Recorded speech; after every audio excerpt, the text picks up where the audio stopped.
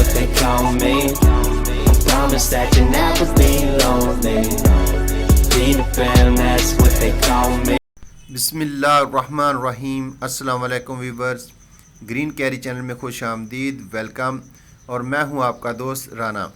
दोस्तों, ये पौधा बहुत ही नायाब किस्म का प्लांट है और इसको अक्सर हम नर्सरियों में नहीं देख पाते क्योंकि ये यहाँ एशिया का पौधा नहीं है बल्कि ये यूरोप में बहुत ही अच्छे से ग्रो किया जाने वाला पौधा है और बहुत ही फेमस है। ये प्लांट अक्सर डेकोरेशन के लिए यूज़ किया जाता है और इस प्लांट से बहुत सारे और प्लांट तैयार किए जाते हैं। इसको सीड से भी ग्रो किया जाता है, इसको कलम से भी ग्रो किया जाता है और इस पर बहुत सारे फूल भी आते हैं।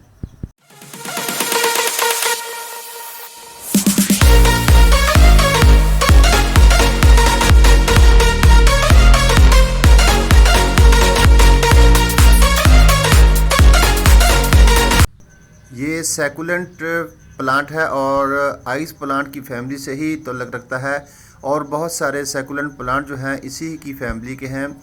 तो इसको इंग्लिश में कहते हैं डेलोस्पर्मा चैंथियम। तो दोस्तों, इसका नाम बहुत ही मुश्किल है।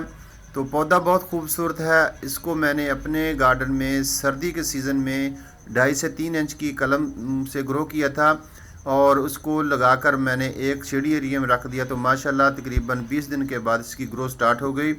तो फिर आस्ता आस्ता चलते चलते इसकी माशाल्लाह बहुत सारी ग्रोथ स्टार्ट हो गई और अब इसको मैंने फुल सनलाइट में रखा हुआ है और इस सीज़न में मुकम्मल धूप इसको मिलती है और ये फ्लावरों पर भी आ चुका है।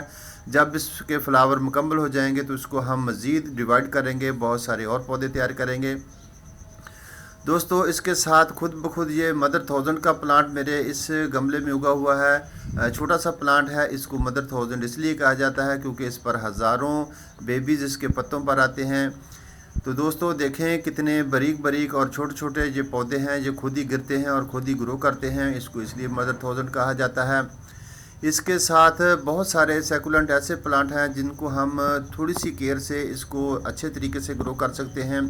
इसके लिए हम अगर मिट्टी की बात करें तो ज़रखेज़ मिट्टी जो अपने गार्डन की सॉइल होती है वो यूज़ करें तो बहुत ही अच्छे से ये पौधे ग्रो करते हैं। पानी ये बहुत कम लेने वाले पौधे हैं, रोशनी इनको ज़्यादा चाहिए। इनको इंडोर और आउटडोर दोनों जगहों पर ही इनको रखा जा सकता है और अच्छे से इनकी ग्रोथ की जा सकती है। तो ये पौधे भी मेरे पास 1 साल पुराने हैं। ये दैंथिस के पौधे हैं और फिर दोबारा से फूलों पर आए हुए हैं। कितने सोने खूबसूरत लाल लाल टमाटर।